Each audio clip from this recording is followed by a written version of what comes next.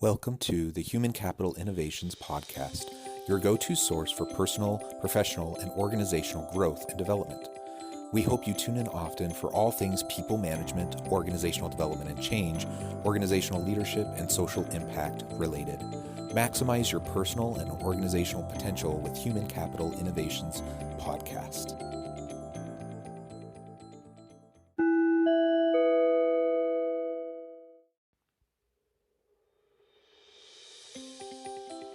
Welcome to the Human Capital Innovations Podcast.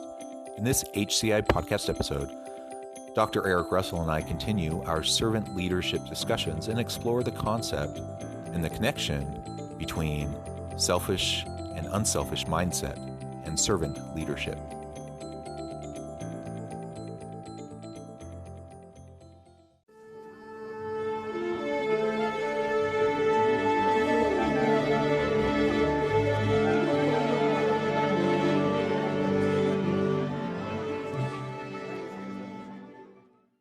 Dr. Eric Russell, welcome back to the Human Capital Innovations Podcast. Thanks. Good to be here. Yeah, it's great to be back with you, my friend. It's always fun to chat, and we always have good conversations even before we hit record and get rolling. Just catching up with you after the holidays, and now we're into the new semester at the university, and just getting a chance to catch up has been a lot of fun. Yeah, it has. It's good to see you. Today, we're going to continue our servant leadership conversation series. And I thought today would be fun to talk about unselfish mindset and the connection with servant leadership. It's not about us. It never was, and it never will be. And so we're going to explore this together and what that can look like, and the different aspects of what we might call selfishness or unselfishness, and how it might connect to leadership and servant leadership. Before we get started, I do need to do at least a little bit of an introduction. Dr. Russell has joined me now on maybe a dozen or more of these servant leadership conversations. We might even be up to like 15 or so. And I would invite listeners to go back onto the Human Capital Innovations website to the podcast tab, and you can see all the episodes either in order as they've come out or by topic. And one of the areas is all of our servant leadership conversations. And so you can go back to the back catalog and check all of those out. Dr. Russell has joined me on a number of these, and he is an HCI research associate and an associate professor of emergency services at Utah Valley University, with extensive experience in emergency services, fire services, and doing consulting work around the globe. So it's a real pleasure, Eric, to have you back. And we've known each other for a really long time, and are good friends. So it's always fun to have these conversations with you. Yeah, looking forward to this. So, Eric, I know that you've done a lot of thinking and writing along the lines of the selfish, unselfish kind of dichotomy, and the different forms that it might take in our work life, and how that might connect with servant leadership. Would you mind giving us just a quick overview of your initial thinking along the lines of the role of unselfish mindset in servant leadership, and then we can go from there? Sure, absolutely. One of the faults of servant leadership literature is it left this huge gap of what's in it for me. And in 2014, I just had this epiphany, and it was based on Rand's book, The Virtue of Selfishness. And if I had the ability to go back, I would have told her that was the worst thing she could have made the title, because the book should have been The Virtue of Rational Selfishness, because there is a universal difference between irrational selfishness and rational selfishness. But that thought kept going with me through my work in servant leadership. And then finally I sat down and I came up with this theoretical concept that was published in Servant Leadership Theory and Practice, known as the Servant Leadership Cycle of Benefit. And what it is the cycle of benefit exists in servant leadership, and it's a constant cycle. It never goes away, because there is always this tangible and intangible benefit to the servant leader through their service to the follower. And it could be something as simple as what Adam Smith said, which is you find happiness in the success of others. Um, Selling servant leadership is very difficult in the corporate world because of the high speed, low drag, winner takes all mentality that has to exist in order to be a successful for-profit company, and the same in very alpha professions of military and fire and police and things like that. But when you show them that when you serve the needs of others, that in fact serves you, servant leadership starts to make sense. Instead of what the literature has done ever since, and Greenleaf never intended people to interpret servant leadership that way, and he put it out to the universe, hoping that people would have been able to take it and say, hey, listen, these are the benefits that exist of being a servant leader. And nobody did. And so from the cycle of benefit, that kind of took off. I got some feedback on that after it was published. But then we ran research with C-suite level executives. I think we had 10 of them in that study from all different for-profit, very successful industries.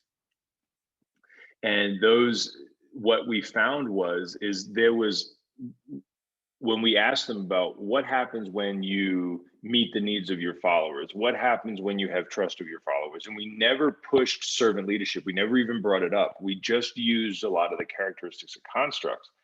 And what came back was huge. One of the biggest ones was freedom from management.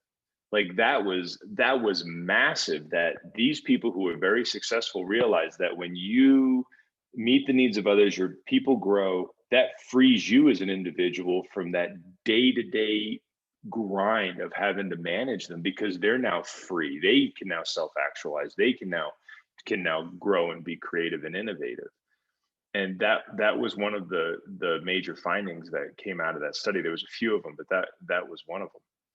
But that's really what it's about, is too much servant leadership is wrapped up in religiosity, and it doesn't do the philosophy any favors, because the truth is being a servant leader is a rational, selfish decision to be selfless to others so you yourself can benefit. And that benefit comes to you even unconsciously. There are people that don't even think about that, but their happiness, money, legitimate power, the gifting of the ability to persuade, all comes from the fact that you serve others and others then gift those things to you. Yeah, thank you for that overview and going into a little bit of the research that you've done. I know you've done a lot of work in this area, both on the academic side and in terms of speaking and consulting, and writing, even for more practitioner-oriented audiences. And it's an interesting thing, because as I was preparing for today, trying to decide on which topic to focus on, and trying to consider this particular topic, like the different angles we could take with it. And I had the same thought. Like on the one hand, I love the idea of pure altruism. I love the idea of it. I don't know what it is about my upbringing, about the values, that were ingrained in me at a young age, but I love this idea of just a completely selfless individual willing to lay themselves on the line for the people around them with no thought to themselves. And part of that comes back to, religious and spiritual teachings and upbringing. But that still resonates with me. And I love the idea of altruism. But like, how do you actually put that, like operationalize altruism in the real world, and especially within an organization when you're leading in a corporation, like you said, with these high stakes? You need to have outcomes and measure your KPIs, and you need to make sure that you're meeting all your benchmarks. And how do you convince people in that kind of an environment to be altruistic, like in kind of the truest sense of how most people probably think of the word? And it becomes really problematic for a number of reasons. Um, and, and one of the biggest issues I've seen in my own personal life is I see myself as one, I like want to embrace that. I want to be altruistic. I want to put the needs of others before myself.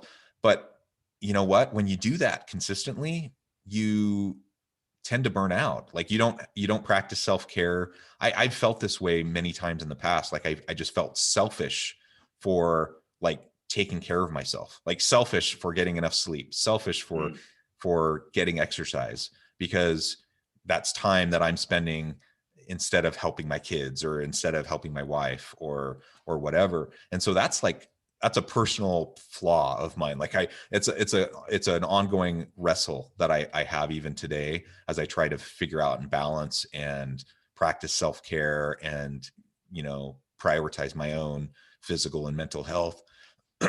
And so that rub, and talking about unselfishness, which sometimes I equate with kind of this altruistic motive and doing things versus this rational selfishness, which doesn't mean you're just this ego-driven hedonist, but no.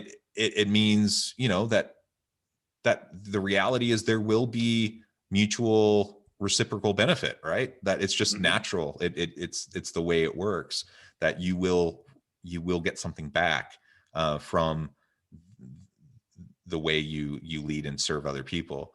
So that's something I try to wrap my mind around, that I try to balance and deal with that tension. Any thoughts about that as you hear me babble on?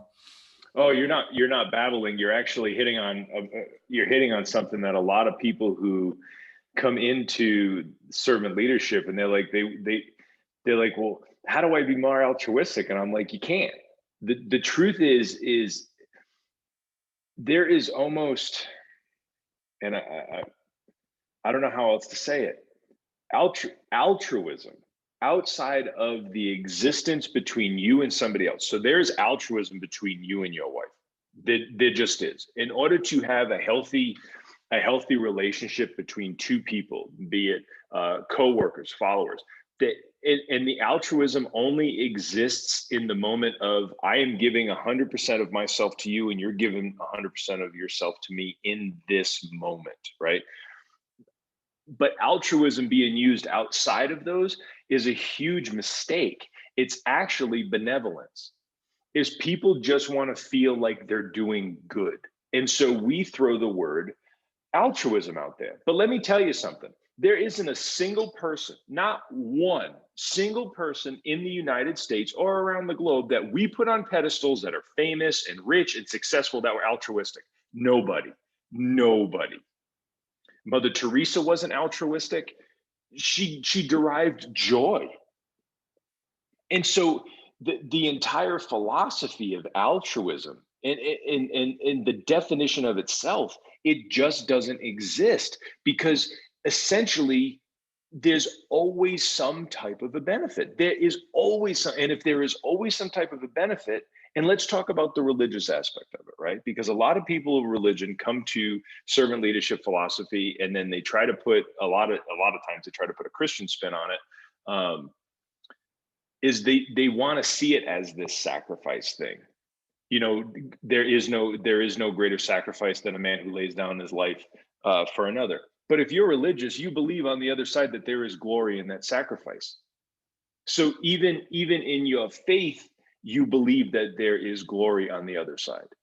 And so even if you believe that, even that sacrifice itself isn't altruistic because whatever exists on the other side and nobody knows, if you believe that to your core, you believe that you're going to live in glory. And so therefore the whole entire concept of altruism starts to unravel. But then people start to have problems with this. We see this in a lot of parents who feel that they have to sacrifice for their children and they can't take 20 minutes to go swing a kettlebell or or do some mindfulness. You're no good to your kids if you're unhealthy. You're no good to your kids if you're depressed and you're anxious and you feel like everything's crumbling around you, but for some reason you're just going to be the male praying mantis and sacrifice for the species. that's cultural. That's actually culture that has been injected into the minds of people. And that's where you're at as far as your religion, how you get pulled. It's like, I feel guilty that I go exercise and I go work out. And I say to myself, I come from a career field that if you didn't work out, I'm pissed at you. Like, if you were Joe Bag of Donuts and you're coming to my organization to work with me, it's like, no, because the fact that you are not being good to yourself and taking care of yourself means that you can't take care of other people, and I can't rely on you because you got 35 pounds of chewed bubble gum for a butt. I need you to actually be in your top physical condition to do that. And so I would argue that personal responsibility is the greatest form of humility, because you're saying that I'm going to take care of all of this stuff so nobody else has to, and then I can enter the fold ready and capable. Does that make sense? And so if I see, when I've done consulting with people that are at high levels, and I remember I worked with one that was in charge of a very huge nonprofit, and this individual was 60 pounds overweight, skin looked terrible, wasn't sleeping. And then it was telling me all of these problems with the organization, was telling me all of these problems with the people. I think I've talked about this before. Well, we got them healthy. I ended up going from being, hey, instead of trying to infuse servant leadership into your organization right now, we need to infuse servant leadership into you. We need to get you to grow. We need to get you to heal. We need to get you on the right track. And the funny thing was, they reached out to me 6 months, 6 months later, and dropped a bunch of weight, was working out, was sleeping. Their home life was great. They were getting close to their spouse again, great relationship with their kids. And guess what? A lot of the problems that they had at this organization ended up going away. Why? Because now they're in tune, they're focused, they're razor sharp, they're there for their people. And their people are seeing that this individual's out there grinding and getting at it. And their people got at it too. Leadership isn't a joke. People actually look to their leaders for inspiration and stuff like that. We make fun of it a lot of times, but the truth is people who are in charge of organizations matter, because organizations thrive a rot from the head down. And if you're unhealthy and not taking care of you, if you're not taking time off, your people aren't taking time off. And if your people aren't taking time off, they're drowning. And so all of that is a cycle. All of it goes back to that cycle of benefit.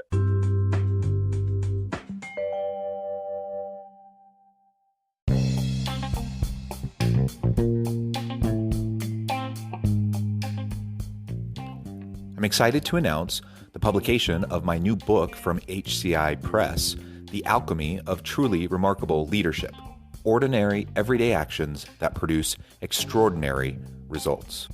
Consider how the nature of work has shifted over the past 50 years. With increased globalization, rapid technological advancement, and the shift in economic composition, the average job of today looks very different than the average job of 50 years ago. What will the jobs and organizations of tomorrow look like? Moreover, what does this all mean for organizational leaders? What are the core competencies and capabilities of organizations and their leadership that are prepared for continued disruption and geopolitical and socioeconomic shifts? Regardless of what the future holds, increasingly, leaders need to be socially minded, data-driven, decisive, champions of talent, and disruptors of the traditional notions of leadership, teams, organizations, and work. The Alchemy of Truly Remarkable Leadership will help you to explore your own leadership competencies and capabilities and consider ways to apply and implement them into your workplace and personal life.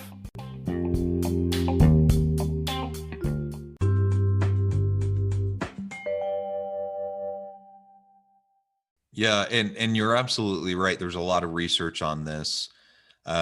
For example, specifically with taking vacation time, paid time off, it's extremely clear. It doesn't really matter how many days the organization gives to their people or what the policy says. What matters the most is what people in positions of leadership actually do. So, if I want to help my people have work-life balance, that means I need to practice work-life balance. If I want them to take vacation time, that means I need to take my vacation time. And everything you're saying absolutely resonates with me. And again, it comes back to this just kind of internal wrestle of all this ingrained, a lifetime of ingrained Hmm. values, of like saying this altruism and unselfishness is important. And it is important that we don't walk around each and every day thinking solely about ourselves. It's important that we do think about the needs of others. Um, and I guess what you're pointing out is it's just a false dichotomy to say you're either selfish or you're a completely unselfish, altruistic person Right. willing to sacrifice everything. Yes. Um, and surprise, surprise, that it's not that simple. That you can actually, I think about it actually.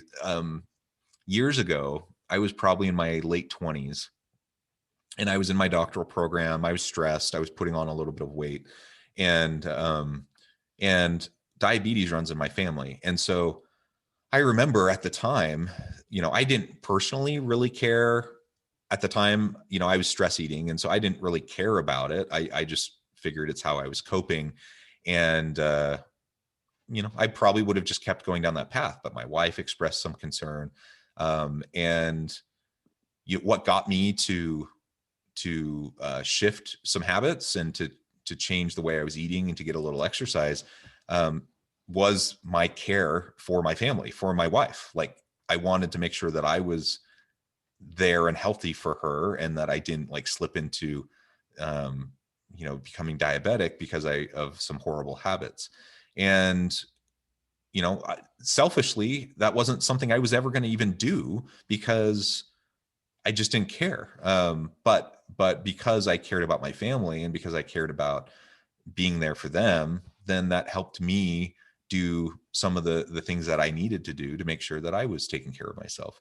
And so that's just one example, right? Like it's all interconnected. And ultimately, when I think about organizations with really great leaders, uh, those leaders do show selflessness. They do show an orientation and focus on the development of their people.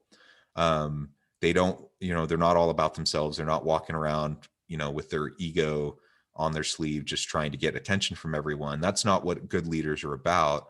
But good leaders also recognize the need to, like, they need to put their best foot forward.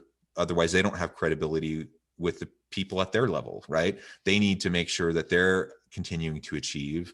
They need to make sure that they have to deal with kind of their own personal brand and their own expertise to make sure that people at their level or higher in the organization will listen to them. And so there's this constant balance of like trying to focus on the development of your people, but necessarily you also have to focus on your own development. Otherwise, you can't develop your people. And I do think that in a lot of organizations with a lot of people, that imbalance, I would argue is not, there's not a very good balance. And it's, especially in US culture, for example, we tend to be Hmm. so individualistic. We tend to be so focused on our own personal growth and career development, that I think if I were to say as a gross generalization, I would say, that more often than not, we need to err on the side of, focusing on others and unselfishness, in corporations. Um, but not, again, this is it's the use of the terminology that can be tricky, because we're not talking about pure altruism, and rational selfishness is still going to be part of the mix, because you have to make sure you can't take care of your people, you can't protect them, you can't develop them, you can't create opportunities for them unless you are managing the internal politics, and unless you are making sure that you are, mediating all those other issues that require focus on yourself and the issues that you're dealing with each and every day. Hmm. Yeah. So if you look at the way the military trains officers, so let's look at Take Air Force, for instance. You have a career field in the Air Force. It's known as Superman School, and they're pararescue, right? Well, the people that are in charge of pararescue, which is Air Force Special Forces, are known as they're CROs, they're combat rescue officers. So the pararescueman is probably, bar none, I mean, they're Navy SEAL paramedics. Okay, they embed with deltas and I mean, they are as unbelievable as you can get physically, mentally. These are apex predators. Okay, but the people in charge of them are even worse than that.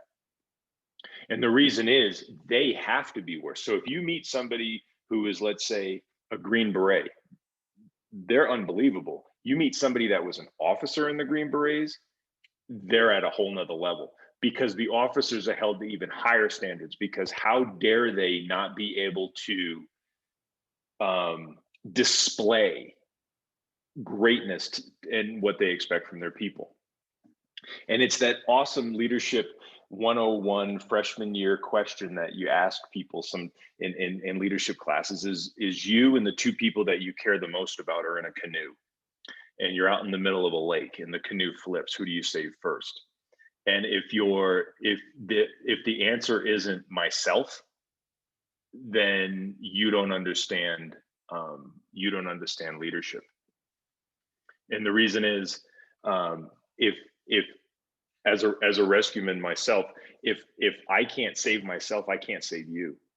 If I don't put my mask on first, I can't save you. That's why you see a lot of these firefighter shows and stuff like that, where they're in a burning building and they take their oxygen mask off and they put it on the victim's face and then carry the victim out of the building. That's crap. That can't happen. You want to know why? You can't make it that far. You've got to carry a whole nother human being. So you have to get that person to clean air, and then you can start CPR, and then you can start bringing them back. But we try to push that narrative even through our media, through our heroes, this altruistic stuff. But remember, Batman was a billionaire, okay? And so it's cute when they talk about stuff like that, passion, sacrifice for others, and all this stuff. But these are individuals that have already been given the opportunity to self-transcend, which is Maslow's sixth, that a lot of people don't like to talk about. We always end up at that self-actualization, but there really is self-transcendence. And the people that tell you to do that stuff are usually people that have already been afforded the opportunity of having a G6. Okay. And in order to be good and be good for others, you have to be good yourself. And if you believe for some reason that you are somehow sacrificing for others, ask yourself, would you come to work if I took away your paycheck? You can still have your job, but I'm not going to pay you anymore. You're not coming back to work. So let's stop pretending that your work is about your passions. Your work is about paying your mortgage. Okay. And then over on this side, if I said to you, you can take this leadership role, but you're just going to basically die out. Well, you're not going to take that leadership role either. So I can't recruit you. So I have to pay you, or you're not coming to work. Why? Because of your needs that you have as a human being. And then over here, I'll give you the position and I'll give you the title, but you're basically just going to die out. You're going to die out through your altruistic self-sacrifice to others. Okay. You're not going to take that position. And so I know it's very lowbrow, but you have to break it down at that level, or people don't start to see all of the crap that's been fed to them to make them think that way. Because the truth is if you're in a college class and you're studying some humanities subject matter and your social justice left and right and altruism and all this kind of stuff, why don't you go work in a soup kitchen? Why don't you quit school and go help a mom and pop family farm that's just keeping their head above water? And the truth is because you don't really want to. And it's because as a human being, you know damn well that you were brought into this world naked and alone, and you are going to die naked and alone. And all you have is control over who you are and building yourself up. And if you want to do, Steve Jobs has done more for the poor than people that have actually started food banks. All right. Steve, you want to help people be successful. You want to be charitable with people, start a corporation and a company, make it successful and give people jobs and benefits and all this kind of stuff.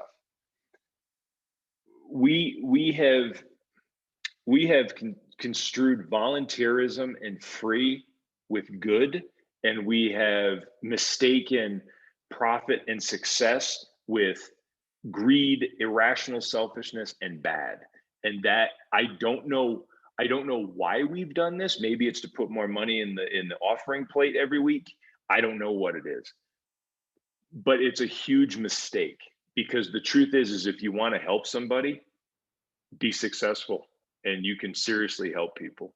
And then you you don't get it as a sacrifice, because you have the tangible benefit of seeing the happiness in others and the success of others, and you have that fulfillment. And therefore altruism doesn't exist in that either, because you are rationally selfish by wanting to help others because you yourself will benefit.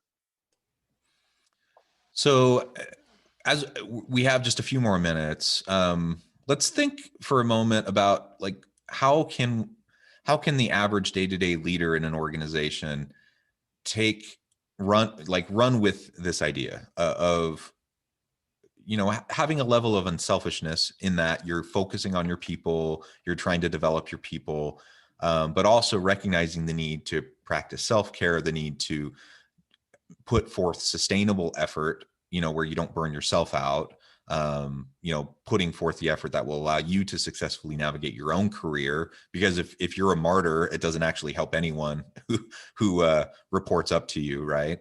No. So like, what are some tangible things that a leader listening to this episode today can start doing to strike that balance?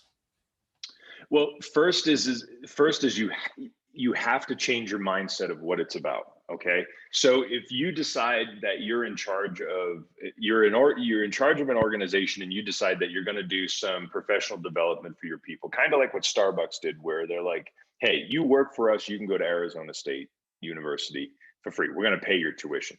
And by those people getting educations, they're going to grow, and some of them might leave, but some of them might stay with the company, and some of them might do awesome things. So you've got to get out of the mindset of doing things for my people so they can be better is somehow a sacrifice. It's not, because in the end you always win. You make more money, you get more legitimate power. So that right there, first and foremost, is a complete change of thought. And that's going to take some serious reflection, because we've been programmed, whether we want to believe it or not, we have been programmed to think that altruistic way, that Judeo-Christian programming that happens to so many people. Number two, it's what Adam Smith said, is you have to appeal to the self-interest of the baker. The baker has to understand that they actually want to make you great bread. So you have to appeal to people's self-interest. Self-interest matters. I mean, John Locke wrote about self-interest. All of your moral philosophers have all written about the self-interest of other people. Why? Because, again, if I take away your paycheck, well, are you coming to work tomorrow? No, you're going to go find another job. And so leaders have to understand that both their self-interest matters, but the self-interest of your people matter too. So if you're going to put people into that hamster ball rat race that is freaking corporate America, they have to understand that there's a prize at the end of this thing. You can't expect people to, it's that article you and I wrote about the 4 hours. It's really all you get. You can't expect people to make that sacrifice, because the sacrifice is really about family, if there isn't a reward waiting for them at the end. And so understanding the importance of self-interest, of both yourself as the leader and of others, is important. It is also changing and again, this is reflection as well. You have to change your mindset about how you approach people. That's why servant leadership works. That the philosophy isn't a second place finisher. And last, you have to understand that as the leader in charge of an organization, your people are looking to you. Okay. And they see you at the top, and they will mimic. We're hairless chimps. They will mimic your behavior. And if you aren't physically healthy, emotionally healthy. There, you have good life balance. You're taking time off. If you're not doing that stuff, your people aren't doing that stuff, and therefore you're not going to get the best out of your people. And guess what? That means your organization isn't going to get the best out of your people. There are companies out there. Ton's book, The Good Job Strategy. She's out of MIT. That is a book that I recommend to a lot of people to go and visit, because you see that the simplicity of meeting the needs of people in Maslow's hierarchy of needs, the physiological, the social, the belonging, the safety, all this kind of stuff. That's just not stuff that we teach in management 101 classes. They really, really matter. And the great leaders of the great companies in America understand these things, and they ensure that those bottom parts are taken care of, because if they're not, you can't get the best out of your people. And so the biggest takeaway that I would say for this is understand that when you serve your people grow and become creative, innovative, come up with new ideas, and you yourself in the end are the person who benefits the most. Yeah. Amen. Well said. Ultimately, I suspect like, as you mentioned, this altruism mentality is ingrained in us. So I suspect there are a lot of people listening who have the same kind of internal struggle as I do, as I expressed. A lot. And so, you don't, that's okay. Like, I think that's not abnormal. The point is to just work towards over time shifting your mindset in a way that will allow you to successfully navigate the complexities of the world you're in, the organization you're in, that you're going to be able to ultimately find the balance that will allow you to stay healthy and productive while also developing your people.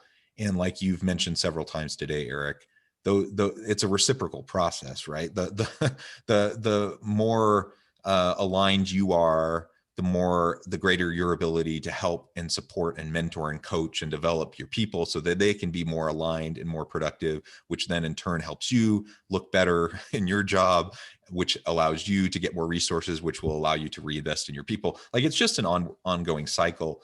And if we can remember that and focus on that, then we can make sustained effort over time that will allow us to have the greatest possible outcome for not just ourselves and our family, but for the people that we lead and serve, and for our organizations that we're trying to help to be successful. Well, thank you, Eric. It's always a pleasure chatting with you. I appreciate all of your insights. And as we close, I just want to say again, as always, I hope everyone can stay healthy and safe, that everyone can find meaning and purpose at work each and every day, and be able to find a little bit of balance between the selfish and the unselfish, or the rational selfishness, right, that we need to have to be successful. And I hope everyone can have a great week. Thank you.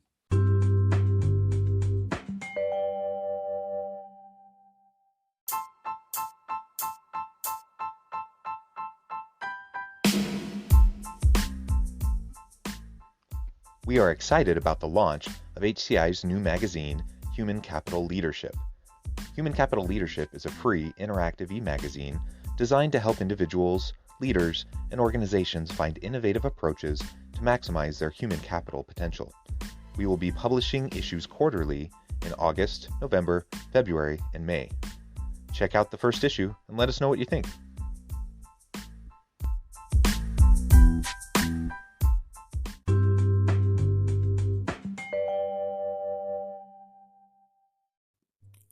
Thanks again for joining us for this episode of the Human Capital Innovations Podcast. I hope you stay healthy and safe, and that you have a great week.